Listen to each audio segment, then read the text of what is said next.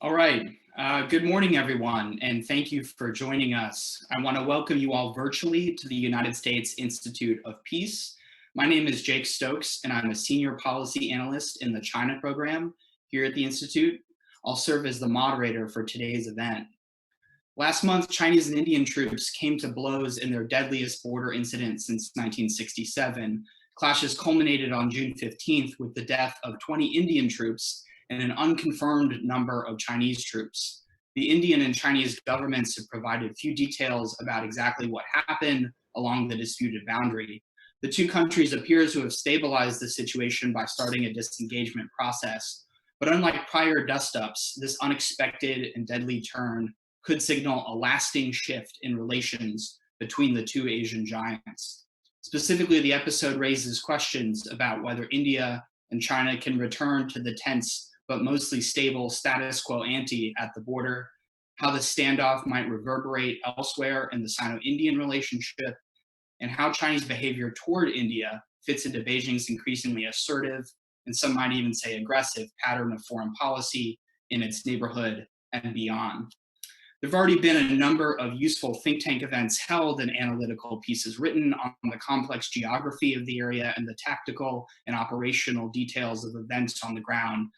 Several of the best were written by our panelists with us here today, but we won't recreate those. Instead, today's event will try to take a wider view and consider how recent developments will shape the big geopolitical trends in Asia. To discuss these topics, we're delighted to have with us today a stellar set of panelists who I'll just introduce briefly so we can maximize the amount of time we get to hear from them. First, we have Dr. Tanvi Madan. Tanvi is a senior fellow in the Project on International Order and Strategy in the Foreign Policy Program and director of the India Project at the Brookings Institution. She is the author of the recent fantastic book, Fateful Triangle, How China Shaped US-India Relations During the Cold War. Next, we have Dr. Taylor Fravel. Taylor is the Arthur and Ruth Sloan Professor of Political Science and Director of the Security Studies Program at MIT. His most recent book is Active Defense, China's Military Strategy since 1949. And pertinent to this discussion, Taylor also wrote what has become the classic study on China's handling of territorial disputes, titled Strong Borders, Secure Nation. Finally, we have Vikram Singh. Vikram is a senior advisor in the Asia Center here at USIP, where he works on a range of issues related to peace and stability in Asia. In addition to his research work, he has had a distinguished career in the US government, including tours at the Departments of State and Defense. Most recently, he was Deputy Assistant Secretary of Defense for South and Southeast Asia, which is the department's top official focused on the region. All right, so here's the plan for how we'll proceed. I will pose questions to the panelists for the first 45 minutes or so of the event, and then take questions from the audience online. You can tweet your questions to us using the hashtag IndiaChinaUSIP, or you can write your questions in the box you should be able to see on your screen.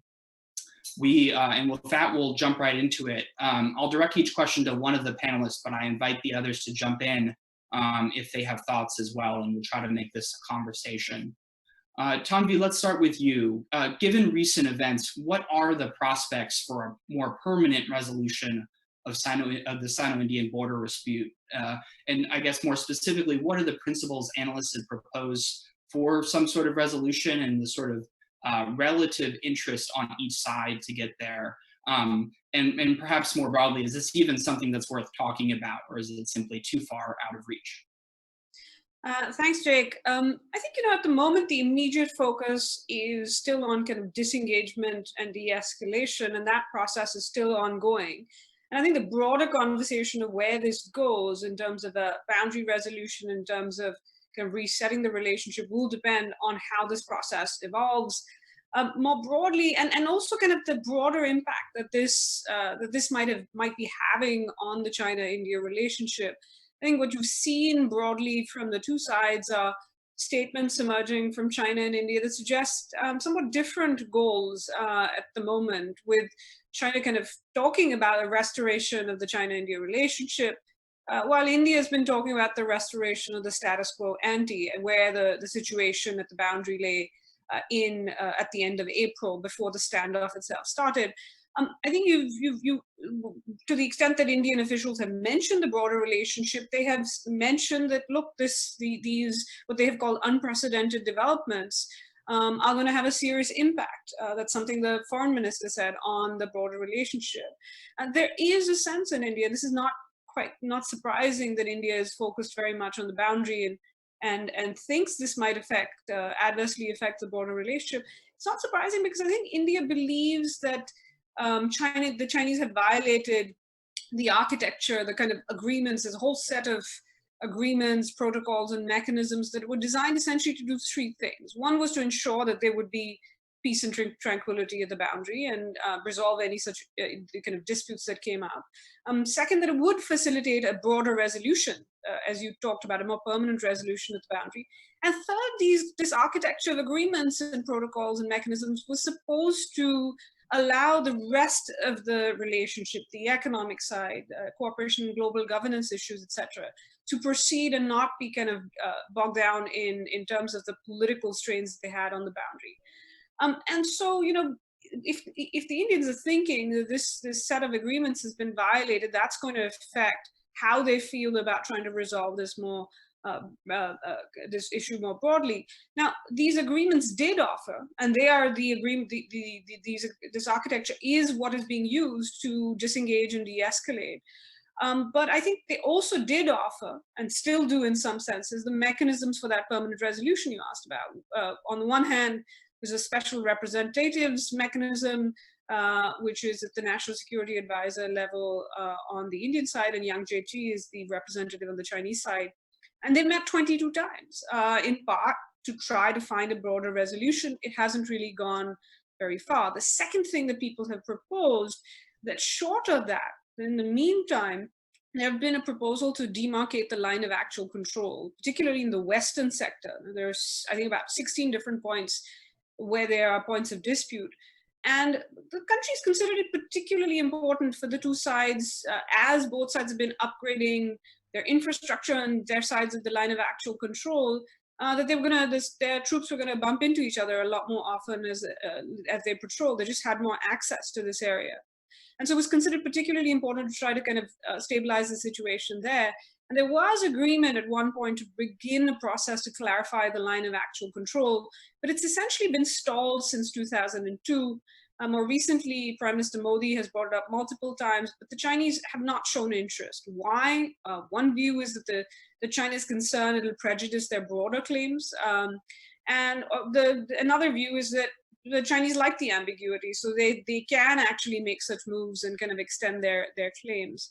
The focus has largely been on the Western sector. The Eastern sector is more kind of settled. Western sector is where Ladakh, where these incidents are taking place, has been considered more critical by Beijing, and it's also kind of got this problem of not being as demarcated. I will say, just in terms of the last thing I'll say is, in terms of the way forward, now you could see at least two different ways this could turn out. There's a third, which is things can go really awry and the situation could escalate into conflict. But the two more kind of plausible, I would say, though you never know with escalation, is the one this essentially falls into a more kind of contentious adversarial relationship where there's just a lower level of trust than there has been for the last 20 odd years. The second is the possibility that just like after a boundary standoff that occurred in the 80s between China and India, that it actually leads the two countries to say, look, we need to actually figure out a way to resolve this. That 80s crisis led to a visit by the first Indian Prime Minister to visit Beijing after the 1962 war, and this architecture being set up of agreements.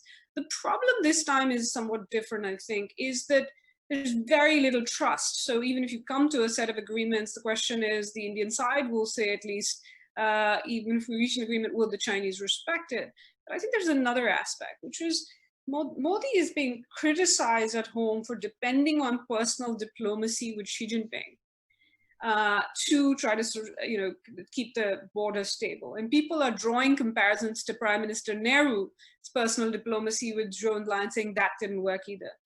So I think it is going to be a little bit tougher to get back to normal, so to speak, and get. But one thing that might make this plausible is if any leader could do it, it is Prime Minister Modi, just because he does have a public backing. Great, thanks, Tanvi. Taylor, I want to move to you. Can you talk a little bit about to what degree is escalation on the Sino-Indian border part of sort of a larger pattern of China's assertiveness in its periphery? And to what extent does Beijing think of the China-India border on its own terms versus part of kind of more of an overall pattern in Asia?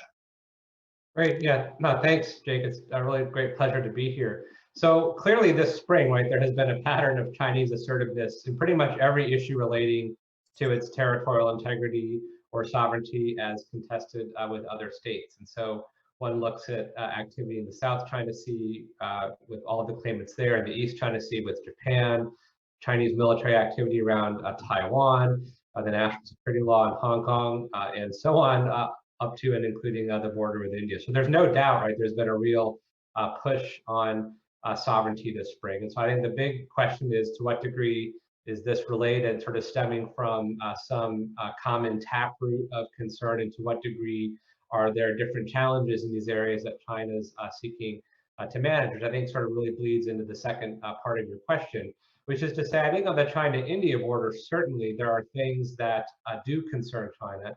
And so if one tries to sort of spin a counterfactual, this was 2019 instead of 2020, and all of the events that may have been motivating China happened then, would China still have acted on the border? My sense is yes, because if we look over the last decade, starting in, I think as Tommy mentioned, the earlier incidents on the border in 2013 and 2014, like there's been growing tension between China and India. There's also been a sort of a steady increase in the activity and presence of troops from both sides along the line of actual control, particularly in the Western sector.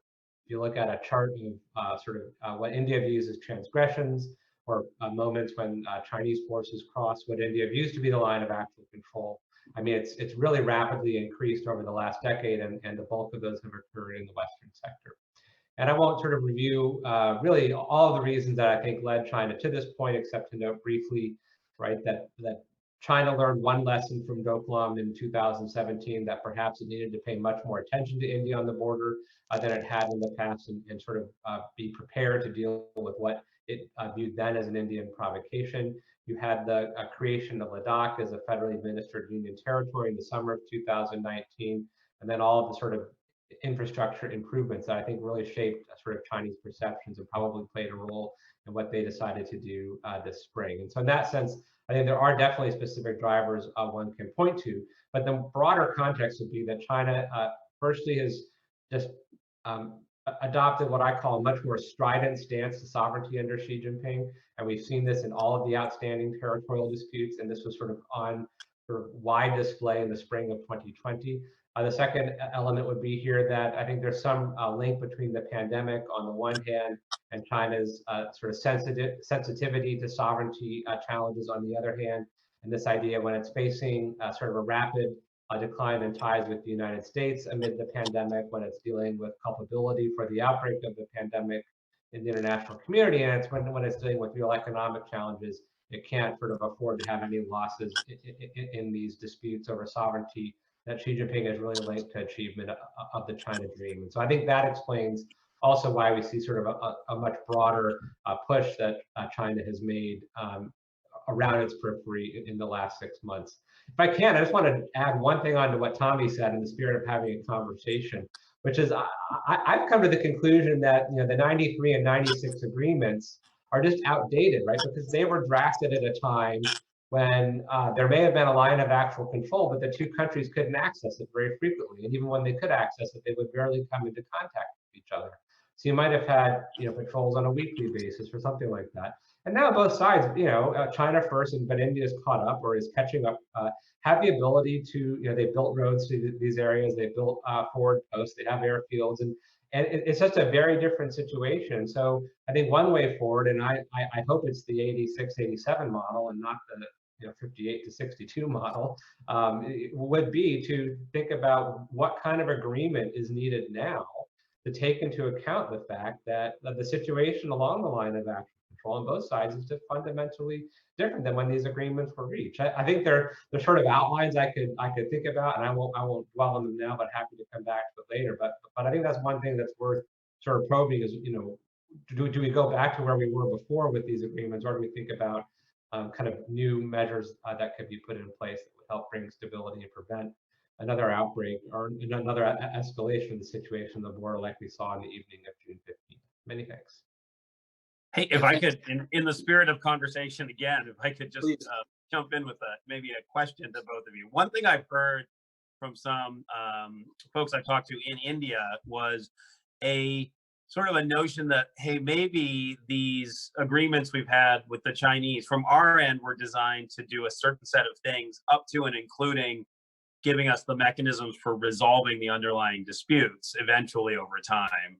But maybe the Chinese really just viewed it as a holding process, a lot more like the Declaration of Conduct or Code of Conduct with South China Sea claimants, that they're not actually interested in that broader objective. So while yes, these tactical changes are very significant, it used to take multiple weeks to get forces into some of these places that can now be accessed in 24 or 36 hours by road and immediately by air. That's all true. But one of the questions is, have the two countries always had a different vision of what was possible or what the desired outcome was from having the mechanisms that were put in place over the past 20 years? I mean, I think, it's the things that have changed in the last few years is, one of the things that Taylor pointed out, which is, you've seen now, this is the fourth boundary standoff, or the military standoff, because the 2017 one involved Bhutanese and Chinese disputed territory. But this is the fourth such incident since 2013. What are the two things that have changed since then? One is Xi Jinping's been in power. And second is, as Taylor mentioned, these countries just have an ability to operate in these areas. And 2013, 2014, and this one have all been in the Western sector. In a way, they have an ability to operate there in a way that they didn't. So I think, there are some things that have made it different now. I think I can understand that people are now seeing the whole kind of set of the whole kind of set of agreements from this perspective now, just because, tempers are high to some extent and people are questioning, and it reflects the lack of trust now. And I think that's going to be a serious problem. There is no trust right now in that process. But I do think, if you look back, when these sets of agreements put into place, I think, neither country, for example, wanted war. Both countries did want to actually focus on development. But what is the other thing that has changed since that time? In 1988 and in 1988, the Indian foreign minister just pointed out yesterday, the Chinese and Indian economies were around the same size. Now the power differential, and not just economic, but across the board, has changed considerably just in the economic sense and the economic side. You've seen kind of China's economy about 4.5, 5 times India's size. Now, sometimes it's about kind of ambitions changing. Sometimes it's about possibilities. You see different possibilities, but it could also be about insecurities increasing in a weird way. And so I think it's we can look back once this situation is resolved to see what the intentions were. But I don't think we have enough to know right now that, yes, goals might have been different, that both sides have had different ideas of when they want to resolve the situation, how they want to resolve the boundary dispute. But I think, both sides had an incentive to build these agreements over 20 years. Because, for the Chinese side, I can see, look, there are bigger problems at hand, mostly to the east. Why would you want to start, kind of go into a conflict with India at the time? Thank you. Yeah. Tommy, I wonder if I could draw you out on something you mentioned earlier, which is sort of the changing political incentives for Indian leadership in relations with China. For Indian Prime Minister Modi, what's the political logic of maintaining good ties with China, and how are the incentives sort of shifting? And were they, I suppose, you had these two informal summits in Wuhan and Chennai, and that was, you had this kind of overall positive vision. Did that ever have any substance to it? But also, will another one of those be possible or useful, seen as possible and useful in Indian politics going forward?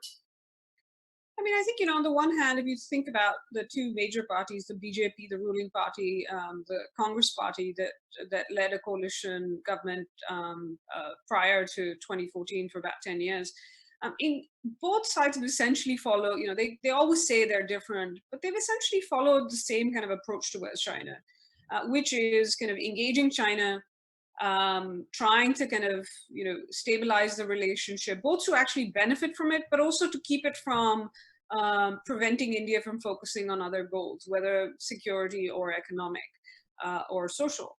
And so you see, and that's been one leg. And then both sides have actually focused also on competing with China, and that aspect has included internal balancing, building Indian capabilities, the kind of some of the major effort to kind of restart this infrastructure upgradation at the boundary was started by the previous government. And they've also kind of focused on external balancing, which is building this network of partners that includes the US, but Japan and others as well. So the approach has been broadly, now what you have seen though is politics being politics in a democracy. Right now, both sides on each side is competing to assert that they had been tougher on China and the other side did not do enough. And Congress is going further. It's accusing the Modi government of playing down the seriousness of the PLA's steps to protect his image as a strongman, so to speak. But so far, what we've seen is broadly a rallying around the flag effect in India. I do think, though, there has been an impact on perceptions. Now, whether or not it constrains any Indian government's hands down the line, I think remains to be seen. But we have seen an impact, kind of an adverse impact on Indian perceptions at the government level, at the elite level, at the public level towards China. And I think the June 15th incident, yes, but the boundary standoff's been going on since early May. And I would say that, some of this kind of downturn in perceptions of China actually came from COVID.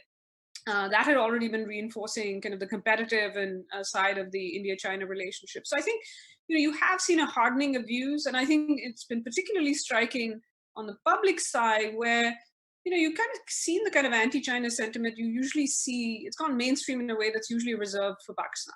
And that is actually problematic in terms of thinking about what you could do in the future. So, could Modi do one of these summits? Yes, but there will be a lot of questions about it, and he'll be taking a risk, because if there's another incident after that, and something that's perhaps even more serious, that will really impact the way that the Indian public sees his kind of strongman image, which he's actually used to his benefit. So I think you have seen that hardening of views. Just to give you kind of one incident.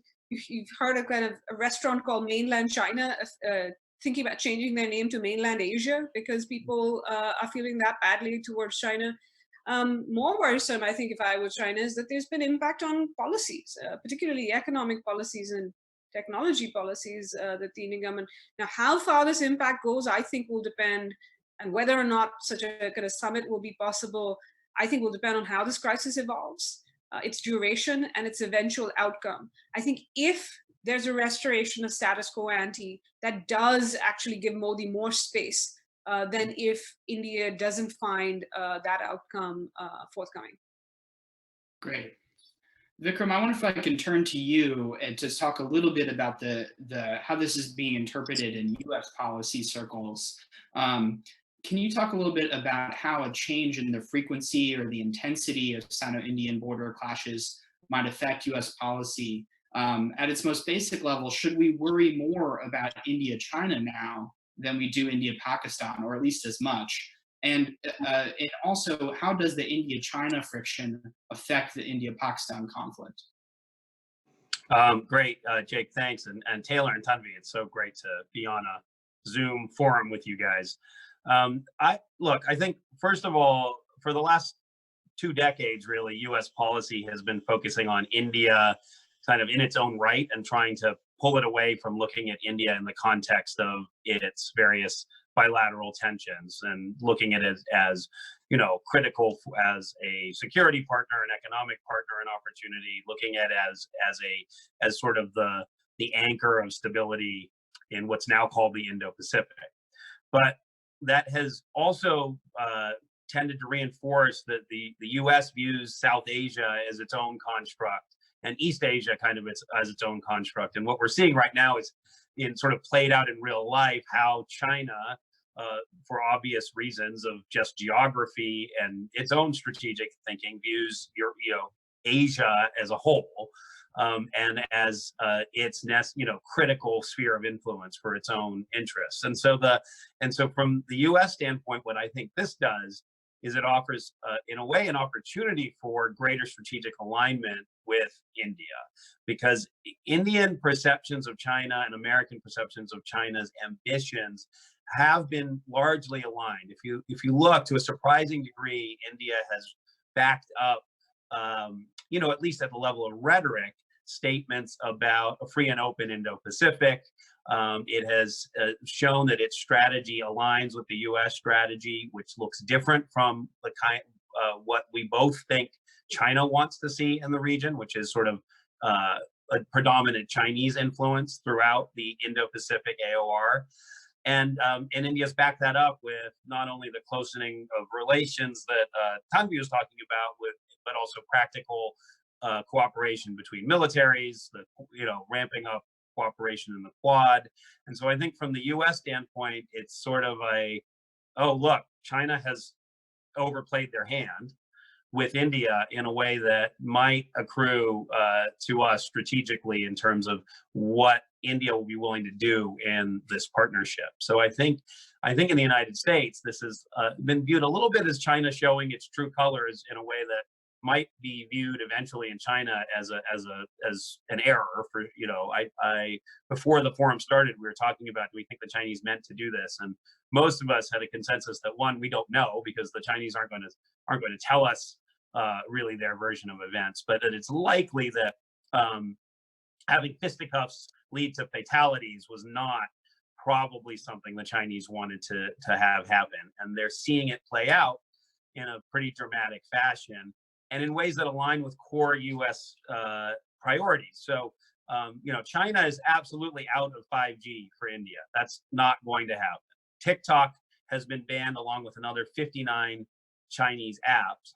And the Indians have shown a willingness to take what will be an economic hit, whether it's in terms of banning low-cost imports of things that are consumer staples for a lot of Indian citizens and are inexpensive because they come from China, all the way up to bilateral investment in particularly the Indian technology sector, but also the canceling of road and rail projects and other things. So to the degree that China has viewed India as a strategic rival and a country it wants to see contained in terms of influence, but also a strategic opportunity in a market in which it wants to have access, that has gotten much more complicated for China.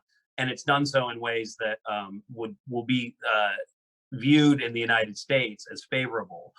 For the Indians, one of the big questions is, what's the risk of this kind of frostiness with China lasting a long time? In particular, what's the economic risk? And in particular, what's the economic risk coming out of COVID? Because the Indian economy is going to be is going to be seriously affected by COVID and in negative growth territory, and is coming out of that without China and Chinese investment and Chinese economic integration. Is that so much more difficult that it really makes it worth it to try to find a way back to at least some more limited openness to Chinese investment. And I think it's interesting because things like Google's announcement of $10 billion of investment in India are coming right at this moment, and they're probably giving India a sense of confidence, which may or may not play out to be valid, but a sense of confidence that there will be substitution, that Japan, Europe, the United States will start filling in some of the opportunities that had been filled by China, which is invested, over $10 billion in the Indian tech sector, for example. The final area I would say is an interesting one, and it's a little complicated. In terms of defense, the U.S.-India Strategic Partnership Forum, where I advise on aerospace and defense issues, was looking at how India is reacting on the border in terms of bolstering some of its equipment and things like that. And the first place India often turns is Russia, because they have a lot of Russian systems. So there was a purchase of MiGs and Sukhois. But you have also seen, and the Indian military has seen and talked about, the value of the American platforms that have been integrated into their system. So Apache attack helicopters, C-130s and C-17s getting forces up and down, the M777 artillery, which is able to be moved up to high altitudes, and the surveillance and information sharing they've gotten from the United States.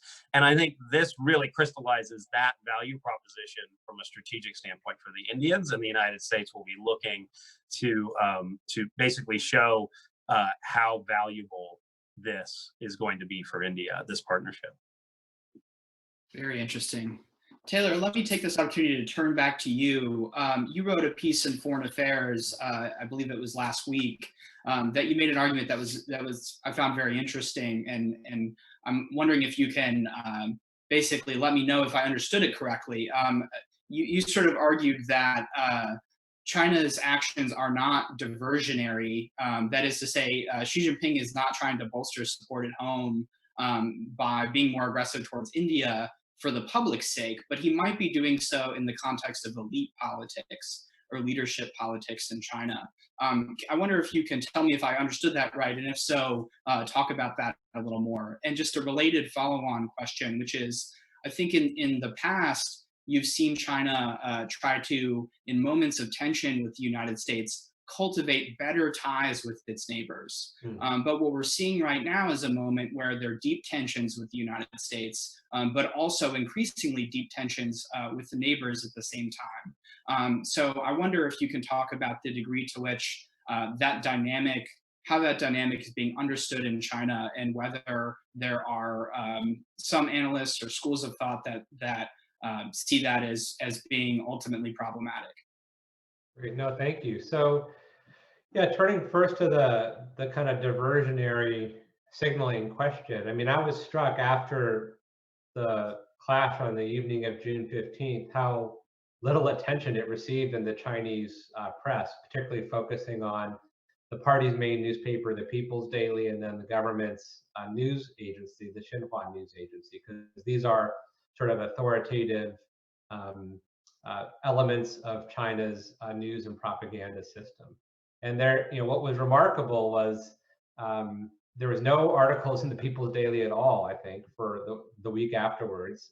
And then on the Xinhua website, the story never got above like the 13th place on the homepage, right? And it was always just a perfunctory statement. And so there was basically, I concluded, no effort to try to mobilize Chinese public opinion around what had happened on the border.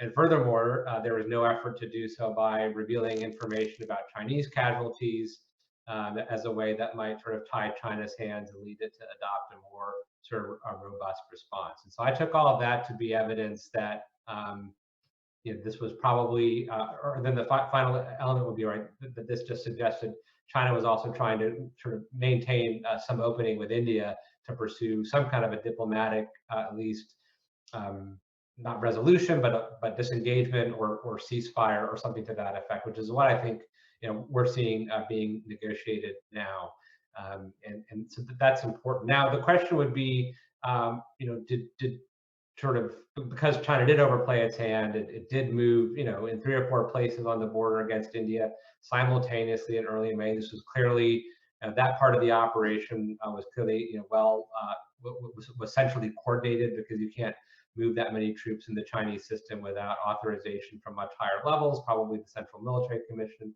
and so forth. And so I think one idea would be that, and it's hard to find hard data for this, so I want to clarify this is more of a speculation than anything else, but Xi Jinping is under a lot of pressure at the moment. On the one hand, he's in a very strong position, but on the other hand, that means he has more responsibility for when things go wrong. I think he sort of dodged the domestic questions about culpability for coronavirus by putting lower putting in place members of the Politburo itself to kind of go to Wuhan and sort the situation out. But nevertheless, in some senses with that, the buck still stopped with him. The really rapid decline of US-China relations, which of course has been on the decline for the last several years, but it really sort of accelerated in light of COVID, was also a huge political challenge for Xi Jinping. And then the economy, which also kind of is another issue where the buck stops with him.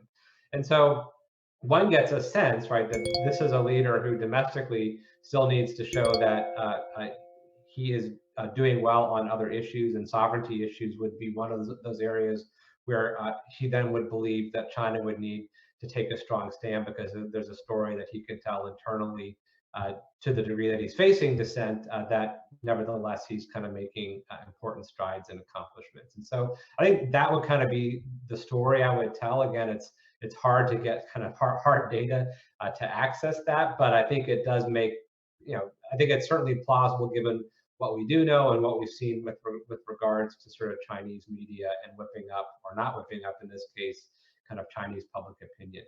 Now, to your second question, and this may sort of dovetail with the first one, right, and another just trend we see in China, right, under Xi is really the centralization of policymaking under Xi, which means that the sort of Chinese interagency process, or the Chinese policymaking process, where there's sort of wide consultation with all kind of relevant bureaucratic actors before a major decision is made, may not always be working. And this, partly could explain some of the assertiveness we've seen, but also suggests that, China's willing now to basically maintain good relations with its neighbors, and to maintain bad relations with its neighbors while relations with the US are deteriorating. And historically, right, Chinese grand strategy is always focused on kind of balancing relations among great powers, neighboring countries, and then the developing world.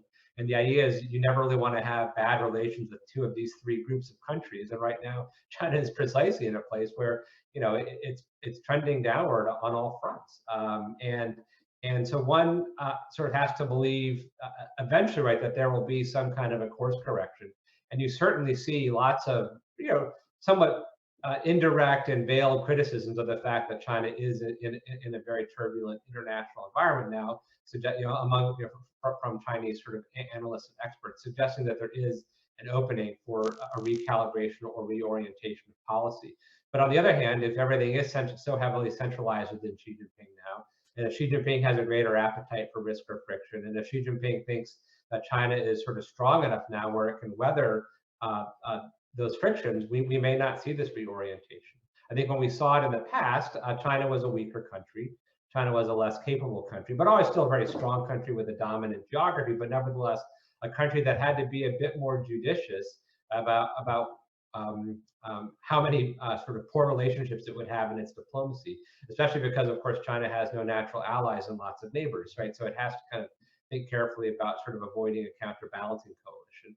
And so I think it's too early to say that China won't recalibrate, because perhaps now the costs are really sort of laid out in stark relief, right? This is the first time in 30 years that there have been any deaths in a territorial dispute involving China, and of course, the first time in 40 to 50 years, depending on how one wants to count, that there was deaths on the border with India or a clash of this magnitude. But even more broadly, in terms of Chinese diplomacy, this is the first time we've seen a really deadly clash on its border, and that may be something that does sort of underscore the risk. So on the one hand, if Xi might have a greater tolerance for friction in relations with other countries, but at least until now, China has tried to keep a lid on that friction below the threshold of armed conflict, and that threshold was broken in a very brutal and ghastly way in the Gaowan Valley on the evening of June 15th. Many thanks. So one thing on that, in the past, as Taylor said, we've seen two different ways that China kind of gets itself out of these situations, at least. One is a charm offensive with the neighbors. And that kind of helps or stalls that countervailing coalition being built. The second has been kind of what people in the region will call a G2, which has come to an understanding with the US. And so one question I've heard from a number of, and not just kind of Indian analysts, but also in Japan and now even in Australia, which is, especially after Wang Yi's speech the other day, which is essentially, are they holding out for in the next administration, where there'll be some, a proposal of sorts to, have a new type of major power or great power relationship sort of approach, which is, let's not bother about these other things. Let's focus on cooperation on transnational issues, on whether it's pandemics, whether it's climate change, and that the US and China can come to some sort of accommodation, whether that's a Biden administration that might be focused on transnational issues, or Trump administration that will be kind of drawing down in terms of alliances, and comes to a look, spheres of influence world, what's wrong with that sort of approach. So, the question that I am hearing is that part of what Beijing sees as the solution to this, that it won't necessarily be the charm offensive. There might be like not much appetite for that, even in the recipient countries, but that the solution will be try to reach an accommodation of sorts with the US. Well, I mean, that's really interesting to think about. It's something I should have mentioned earlier, which is that one consequence of the decline in relations with the US, and in some ways it doesn't keep China in check anymore in the region. So I think China's concluded that we now have that it now has very poor relations with the US. If you look at all the speeches being given in the last 2 weeks, you can understand at least why they would come to that conclusion, and therefore they're sort of less willing or feel less incentive to do things to repair the relationship with an administration they believe is probably unrepairable. So I suspect they are hoping or waiting to see what will happen in the election. And certainly, I think we'll view at least a change in administration as an opening of sorts. If there's no change in administration, I suspect that they will double down for a much more competitive slog with the United States, which we should all think about how that might unfold, because I'm not sure we've necessarily thought down the road that far either. So it's a really important point that you raised, Tommy. Yeah, that's really interesting. And I want to ask another question for Tanvi, but also for Vikram and Taylor, if you want to jump in, is thinking about India's options for responding to a more assertive Chinese stance towards India. What are India's options in East Asia? Whether as part of Act East, India, or Modi's Act East policy, or more broadly, I'm thinking, is there room for or support for India to act more forcefully or take a more muscular stance on, your given set of issues, Taiwan, South China Sea, but more in the political and security arena as a way of putting pressure on China? And is that likely to happen?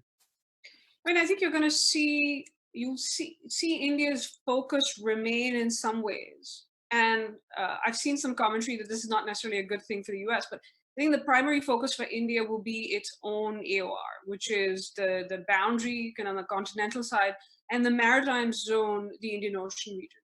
But I do think at this point, there is almost a consensus in India that what happens in the kind of East will not stay in the East. And they're concerned about some of the kind of not particularly, China's not going to come and build artificial islands in the Indian Ocean necessarily, but it's this thing about, will it not follow the routes? And so you're starting to see that connection. So you have seen India's position in the South China Sea has been fairly kind of clear, which is that it supports kind of freedom of navigation. It has started, talking a lot more about why it's not an outsider, so to speak, in the South China Sea, that a lot of its trade goes through there, actually saying some of the same things that China does about the Indian Ocean. You've also seen it kind of deepen relations with a lot of Southeast Asian countries. And there's a demand for that because India offers options, not the scale that China does of options, but it does offer an alternative. You've seen on the defense and security side, India coordinating a little bit on security assistance, because both offer to Indonesia and Vietnam. India has a relationship with Singapore that goes back, a defense relationship that goes back a long way. You're also seeing kind of more willingness to do things in terms of exercises. So you saw in US, India, Japan, Philippines group sail through the South China Sea last year. You've seen in India, Singapore, Thailand maritime exercise now. I think on Taiwan, what you will see is they will still be careful. You're not going to see India change its kind of one China policy, but you do see changes in emphasis. So for example, India doesn't actually now ever say in statements that it doesn't reinforce its one China policy. It hasn't done that for years, since China changed its position somewhat on Kashmir.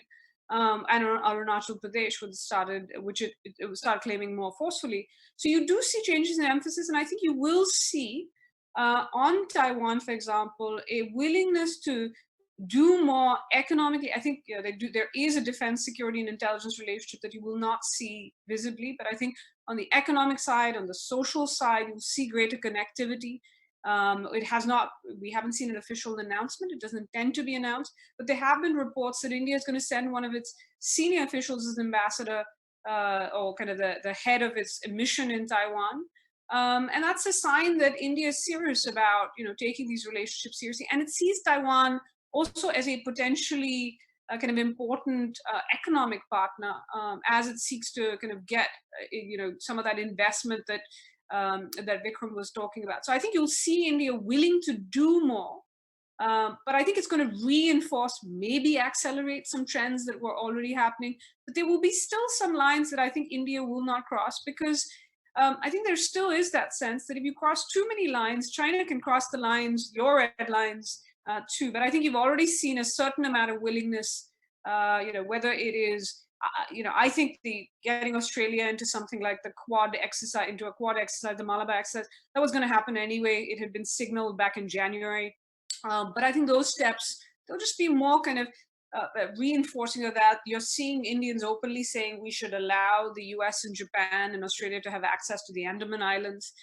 Those kind of things are going to be different. The other space to watch, international organizations. I think you'll see India coordinating a lot more with kind of like-minded partners to ensure that the Chinese influence there, at least to shape Chinese behavior and limit its influence if they see it as bad for their own interests in these institutions. Great. Well, in just a few minutes, we'll move to audience questions, but I want to send another question to Taylor. There's been some sort of debate about whether sort of aggressive behavior by Chinese troops at the individual or unit level, to what can we attribute that cause? Would you, and obviously that has a proximate effect on sparking any of these particular standoffs, or it can. Would you attribute that more to sort of a lack of discipline or professionalism, or do you see it more as part of the way China carries out its military strategy? It's a terrific question, but it's a really hard one to answer because we don't have a lot of insight into what happens at the unit level. I would say, or make the following observation, right? One feature of the China-India tensions this spring has been fistfights, right? So there's a brawl at Nakala, a big brawl in Pangong Lake, and then the deadly brawl at Gaowan Valley. And so something has happened in the way in which the two, the forces from both sides interacted. They basically seem to have changed the rules of engagement this spring. And I don't know why, and I don't know which side decided to do it first. Excuse me. I mean, there's at least one instance or one story that was published about a junior Indian officer punching a Chinese officer in the face at Nakala after the Chinese officer insulted the Indian officer's superior, right? So this is a case where I think on probably both sides, there's just been some change in what they sort of think that they can do in sort of face of what they view as transgressions. But on the other hand, if you look at the evening of June 15th, no soldier from either side discharged a weapon, which to me at least reflects a pretty high level of discipline with respect to what had been sort of the broader rules of engagement. And so I suspect, to the degree that you are seeing individual units on the Chinese side be aggressive at the very sort of local tactical level, that they believe that they are carrying out what they believe to be a lawful, or not lawful, what they believe to be an order from their superior, right, with respect to what they're supposed to do on the border. Because we've seen it in so many places that I don't think you could ascribe it to, the sort of the breakdown of discipline among a particular unit, because each of these instances in Gaowan or Pangong or have you are all from different at least border defense regiments, if not different main force units. And so this would be not something that one could attribute to sort of the breakdown of discipline in one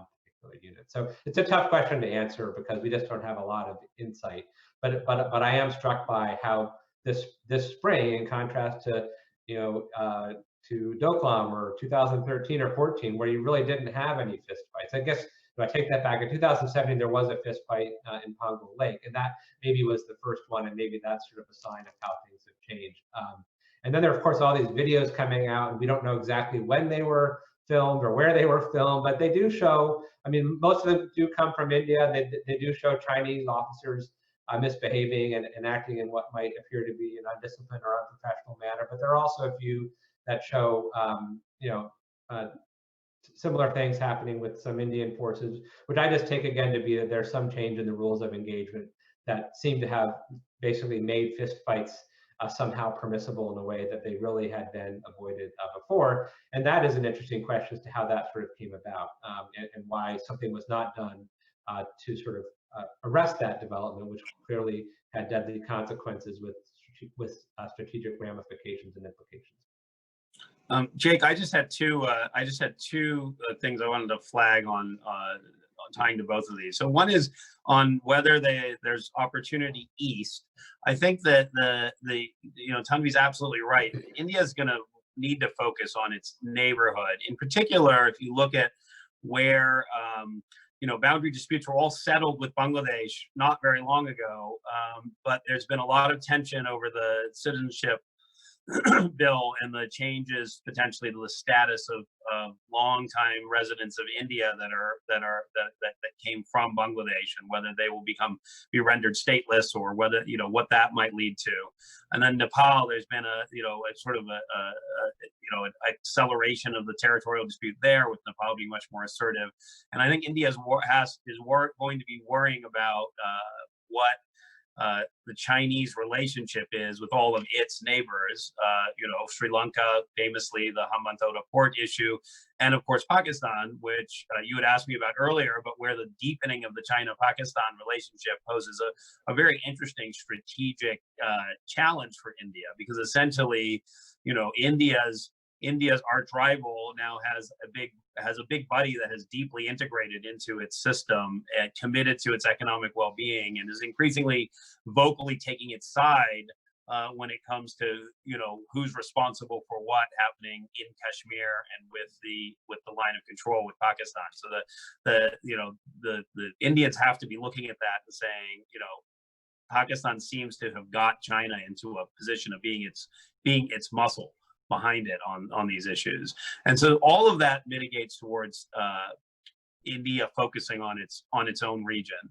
On the Eastern friendly countries and the ASEAN countries and others, there's no doubt you'll keep having really good Indian ties to those countries.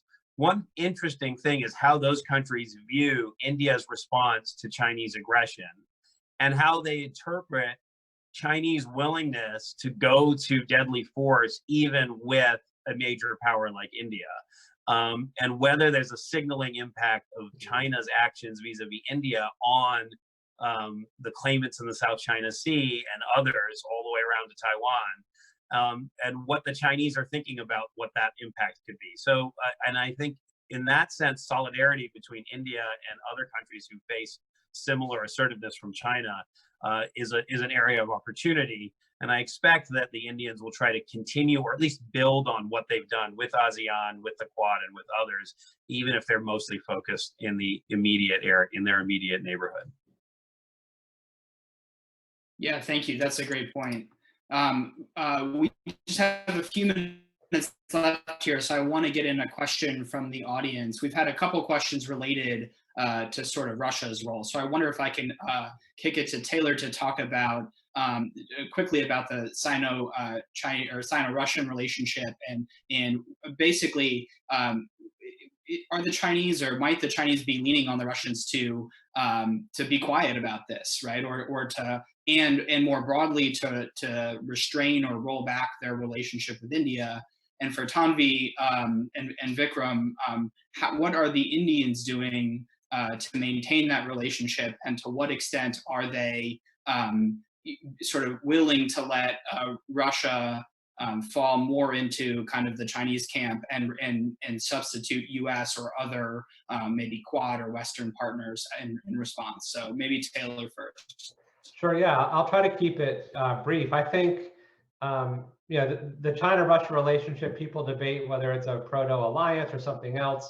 I'm a bit more skeptical as to how deep it will evolve, but clearly they have lots of common interests which they pursue, but they have lots of points of friction. So for example, Russia sells kilo submarines to Vietnam and obviously arms India quite well in many areas. And so that hasn't, those relationships, which of course predate what happened on the border this year, haven't really prevented the flowering of, or the blooming, as it were, of Russia-China relationships in the past decade. And so I think, they're very happy to identify areas of cooperation and common interest and to pursue them aggressively. And I think that there's a sense that they don't try necessarily to get too involved in those areas where their interests may not be fully aligned. And I think China, moreover, wants to probably handle India without any Russian help and to basically not be seen as somehow a reliant on another country to deal with its territory. And there's, of course, also a long history of kind of Russia or the Soviet Union's involvement in the China-India border that we don't have time to go into, but it's quite interesting as well. But I'll leave it there just so we have time to get the others in.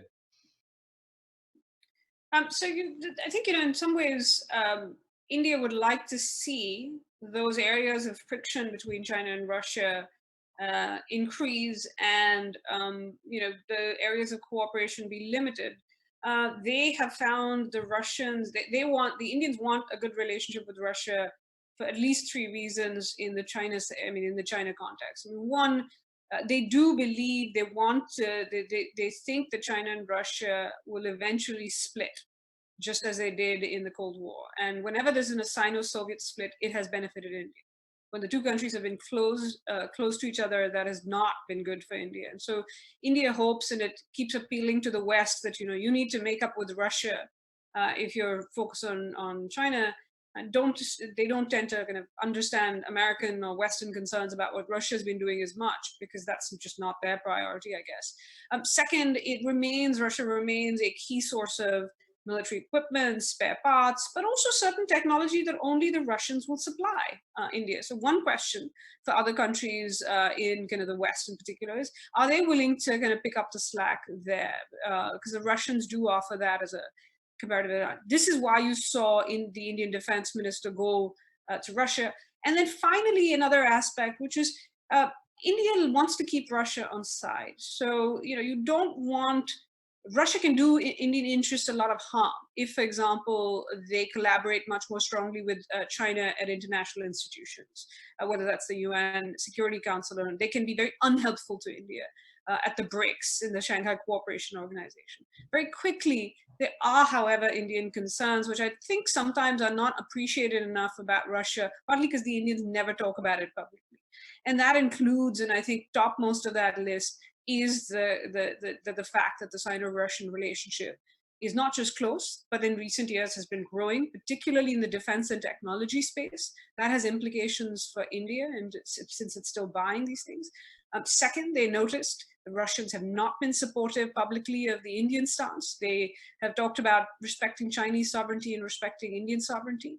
And I think you see that the kind of Indians have, I think, let's see, they've signed these deals. Let's see how long the Russians take to deliver some of these things, because they don't necessarily turn the tap off, because the Russians have no interest in kind of driving India into US arms entirely. But what the Russians have done in the past, when it's come to China-India situations, is that they just stall. They stall on supply. And so let's see how it plays out. But I think you'll see India continue to maintain that relationship. My only argument has been is that India should then ask the same questions of Russia that it does any other partner, which is, how is that constraining India's options, and what is it doing to India's strategic landscape? All right, Vikram, do you have anything you want to add briefly on that? I mean, it's hard to top Tanvi and Taylor, and I think she's exactly right. I think the key point is that vis-a-vis Russia, I don't think the Indians, it is less a strategic partnership than it used to be. It is much more a partnership based on the economics of defense cooperation. and the legacy of India having built all of its strategic systems on Russian systems. You don't quickly get a new nuclear submarine. You don't quickly change your missile architectures. You don't quickly alter those things. And so India's case to Western partners is, look, this is what we have, and this will be years and years before it went away. And I think you don't see Russia backing India up the way the United States and a lot of its Western friends, Israel, France, other countries, are willing to back India up when it comes to what's happening on its borders. And that sort of shows the trajectory overall is just more in this direction. Great. And there's so much more to talk about on these subjects, but we'll have to wrap it up there as we're out of time. Thank you very much to the panelists for sharing their insights with us. Be sure to check out Tom B's and Taylor's books for more. There's a lot of good information in there, and very well written as well. Goodbye to everyone, and stay safe. Thanks again.